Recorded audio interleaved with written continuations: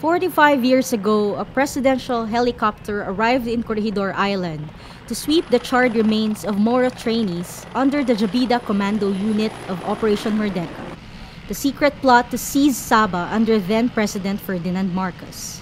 Today, another presidential helicopter lands in this island, whose history is written in blood, to commemorate the gruesome killings known as the Jabida Massacre. Speaking at the very airstrip where the Moro trainees were shot dead, President Benigno Aquino is the first president to lead and mobilize government to remember the massacre. Kaya nga po, ngayong araw, binubuksan natin ang mata ng sambayanan ukol sa Jabida Massacre. Totoo pong nangyari ito at tungkulin nating lahat na kilalanin ito bilang bahagi ng ating pambansang naratibo.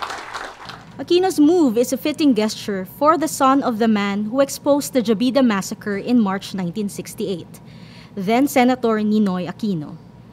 Yet even as he makes history, Aquino notes how history repeats itself through the current standoff in Sabah. As the president speaks, Malaysian authorities continue to hunt the followers of Sultan Jamalul Kiram III, who sailed to Sabah a month ago.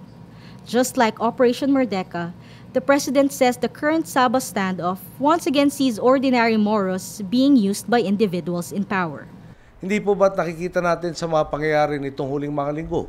Tila umuulit yata ang masakit na kasaysayan. Trahedya po ang nangyayari ngayon sa Lahad-Dado. Gaya ng trahedya na nangyari sa Jabida.